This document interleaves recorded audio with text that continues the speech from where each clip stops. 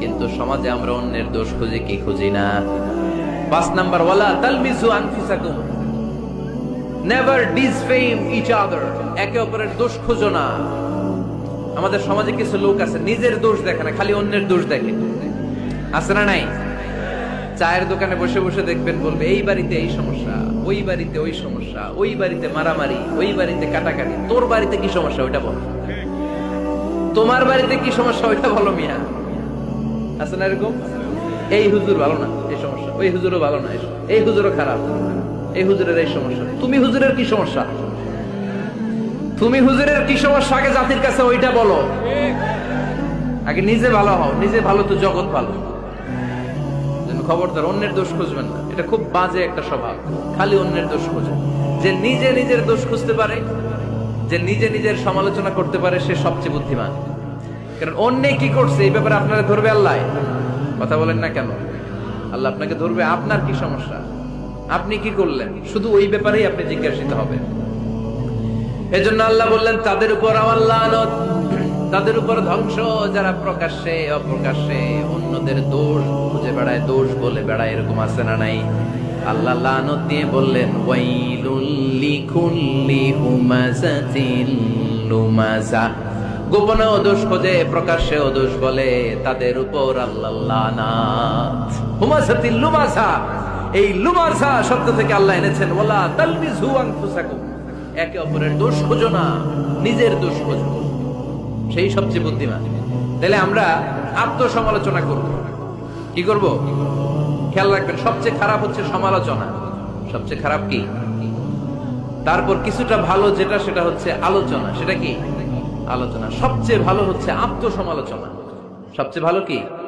তাহলে 3টা বললাম। এক হচ্ছে সমালোচনা, আমরা করব না, আমরা করব আলোচনা, আর সবচেয়ে বেশি করব আত্মসমালোচনা, সেলফ ক্রিটিসিজম।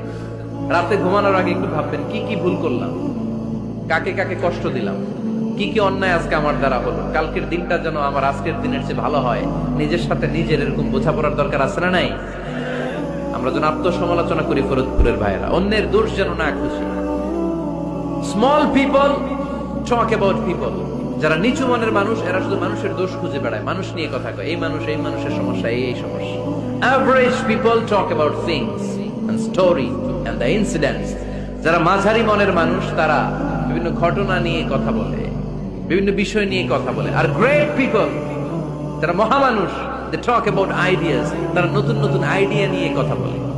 এই আইডিয়া সমাজে অ্যাপ্লাই করলে, ইমপ্লিমেন্ট করলে সমাজটা বদলে যাবে।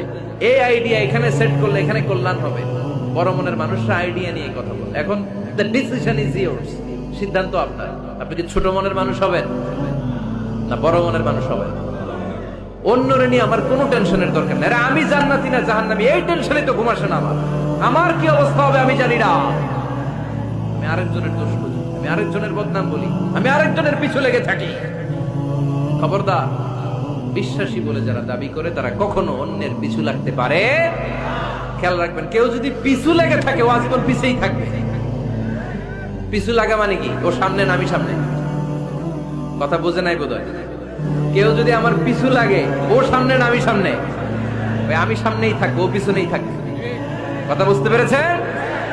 খবরদার, পিছু লাগবো না কারণ কারো পিছু লাগলে আমি পিছনে পড়ে যাবো। কারো দোষ খুঁজবো না, নিজের দোষ খুঁজবো। আমার কি সমস্যা, আমার কি ইমপ্রুভ করা দরকার, আমার কি ডেভেলপ করা দরকার, আমি নিজেকে কিভাবে সাজাতে পারি, এই নিয়ে থাকবে আমার টেনশন। আল্লাহর দেয়া আমাদের জন্য সবচেয়ে বড় উপহার হচ্ছে সময়। আল্লাহ আপনারা এত কিছু দিয়েছেন, এর মধ্যে সবচেয়ে দামি কোন জিনিসটা দিয়েছে জানেন? সময়। কি দিয়েছেন? আমাদের জীবনের এই সবচেয়ে দামি জিনিসটা, এই সময়টা আমরা অন্যের পিছনে লাগাই ফেলি। অন্যের দোষ খুঁজতে খুঁজতে অন্যের এই সময়টা দিয়ে দিই, নিজের সময় নিজের কাজে লাগাতে পারি না, তাই না? এজন্য আমরা যেন অন্যের দোষ না খুঁজি, নিজের দোষ খুঁজি। ওয়ালা তালমিজু আনফুসাকুম, একে অপরের দোষ খুঁজো না। আদেশটা কার? আওয়াজ করে বলতে হবে, আদেশটা কার?